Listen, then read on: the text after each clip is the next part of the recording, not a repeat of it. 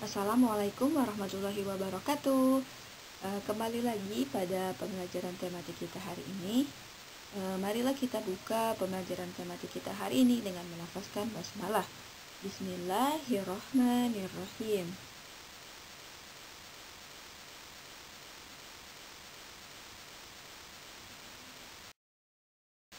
Baiklah, kita akan melanjutkan kembali materi kita pada hari ini tentang upaya ataupun langkah-langkah pelestarian hewan langka. Bisa anak-anak lihat di halaman 88. Silakan anak-anak buka dulu ya bukunya, halaman 88.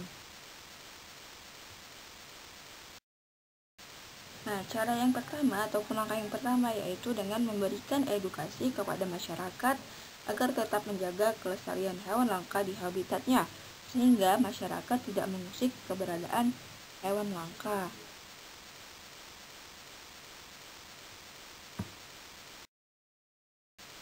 Yang kedua, kita harus mendukung setiap aktivitas pelestarian hewan langka yang dilakukan oleh lembaga pelestarian lingkungan dengan cara membantu kampanye serta memberi dukungan finansial ataupun dukungan moral. Jadi ketika kita melihat ada aktivitas pelestarian hewan langka, kita nggak boleh mencibir ya, ataupun acuh tak acuh. Setidaknya kalau kita tidak bisa membantu dengan bantuan finansial, kita cukup untuk memberikan dukungan moral, seperti itu ya.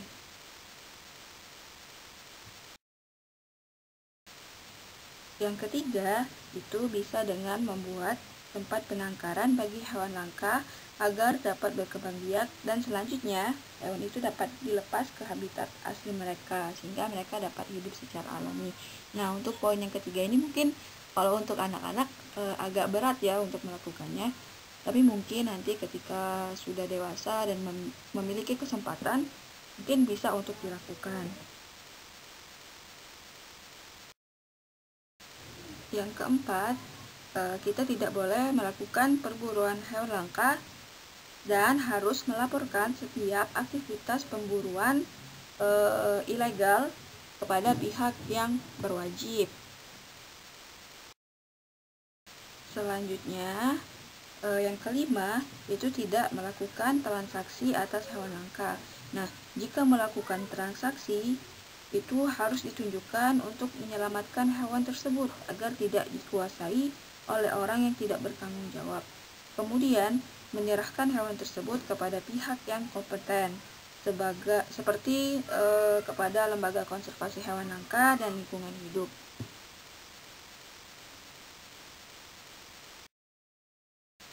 Baiklah, selanjutnya kita akan masuk ke materi berikutnya. Nah, tujuan pelestarian hewan langka ini untuk apa sih? Nah, tujuannya adalah untuk menjaga keseimbangan ekosistem agar kehidupan di bumi tetap berjalan dengan baik dan dapat dimanfaatkan sebagai tempat hiburan dengan membuat taman rekreasi ataupun kebun binatang. Nah, di Indonesia ada beberapa lokasi yang sudah ditetapkan sebagai tempat pelestarian satwa yang hampir punah. Di antaranya sebagai berikut. Yang pertama ada Suaka Marga Satwa Danau Sentarum di Kalimantan Barat. Nah, hewan yang dilindungi di lokasi ini antara lain adalah ikan arwana, terus ada ikan belida, ada burung rangkong, buaya muara, dan ada juga orang utan. Lalu yang kedua itu ada Kebun Binatang Gembiraloka di Yogyakarta.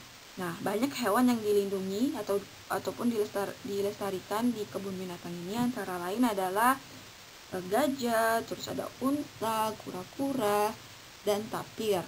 Dan banyak lagi hewan yang ada di Kebun Binatang Gembiraloka di Yogyakarta ini.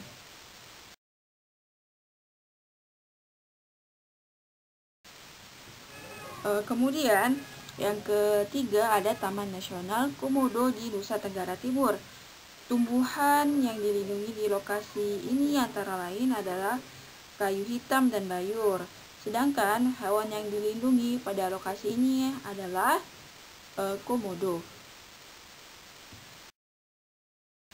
Selanjutnya ada Taman Nasional Waikambas di Kecamatan Labuhan Ratu, Provinsi Lampung. Nah, di sini ada hewan dan tumbuhan yang dilindungi. Kalau hewan itu ada hewan badak Sumatera, terus gajah Sumatera, harimau Sumatera, terus ada buaya sepit ya. Nah, untuk tumbuhan ada juga yang dilindungi di Taman Nasional Waikambas seperti api-api, pidada, nipa, dan tumbuhan pandan. Lalu yang terakhir ada Taman Nasional Ujung Kulon di Provinsi Banten. Nah, di sini khususnya untuk melindungi badak Jawa ataupun badak bercula satu. Nah, itu tadi ada contoh beberapa tempat yang sudah dijadikan sebagai tempat untuk pelestarian satwa-satwa. Ada banyak lagi tempat yang ada di Indonesia yang bertujuan untuk melestarikan satwa dan tumbuhan-tumbuhan yang sudah hampir punah. Baiklah, mari kita lanjutkan materi kita berikutnya. Materi kita berikutnya adalah tentang bagaimana sih cara presentasi yang baik, efektif, serta tidak menghabiskan waktu. Nah, jadi kan pada pertemuan yang lalu kita sudah belajar tentang bagaimana cara melakukan wawancara, terus langkah-langkahnya, terus kemudian kita belajar cara menulis laporan wawancara. Nah, kemudian kita juga belajar tentang bagaimana mempresentasikan suatu hasil wawancara ataupun mempresentasikan hal-hal yang lain. Nah, untuk mempresentasikan suatu wawancara ataupun hal-hal yang harus dipresentasikan itu ada langkah-langkahnya ataupun ada cara-caranya agar presentasi kita itu baik dan efektif. Yang pertama itu siapkan mental untuk berbicara di depan banyak orang. Jadi kan kalau berbicara di depan banyak orang itu bukan sesuatu yang mudah ya sebenarnya, karena kita harus melawan rasa gugup kita. Makanya kita harus menyiapkan mental agar kita dapat menimbulkan rasa percaya diri. Yang kedua, kita harus menguasai materi yang akan dipresentasikan sehingga mampu menyampaikan poin-poin yang penting. Nah, jadi ketika kita sudah menguasai materi, kita juga dapat menyampaikan poin-poin yang penting. Nah, selain itu, rasa percaya diri itu dapat muncul salah satunya ketika kita sudah menguasai materi yang akan disampaikan. Lalu yang ketiga, kita perlu melakukan adaptasi dengan lingkungan presentasi, terutama jika pendengar presentasi bukan dari kalangan yang kita kenal. Nah, apalagi kalau presentasinya itu di depan orang-orang yang tidak kita kenal, maka kita harus sangat perlu untuk melakukan adaptasi. Yang keempat, buka presentasi dengan menyampaikan tujuan. Jadi nanti ketika presentasi salam, terus juga perkenalkan diri, terus juga menyampaikan tujuannya. Jadi disampaikan tujuan presentasinya, mau menyampaikan tentang apa. Yang kelima, berikan pertanyaan terkait topik presentasi di awal waktu presentasi. Jadi berikanlah pertanyaan-pertanyaan yang berhubungan dengan topik presentasi yang akan anak-anak sampaikan. Lalu yang keenam, buka presentasi dengan sebuah cerita yang mengarahkan pikiran pendengar kepada topik presentasi. Nah, misalnya kalian akan mempresentasikan tentang kelangkaan hewan-hewan yang ada di Indonesia. Jadi sampaikanlah cerita yang berhubungan dengan itu.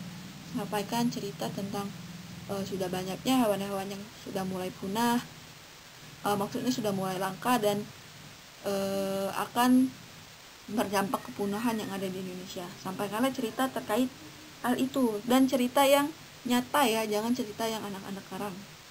Jadi itu ada 6 langkah tentang bagaimana cara mempresentasikan sebuah presentasi yang baik dan efektif.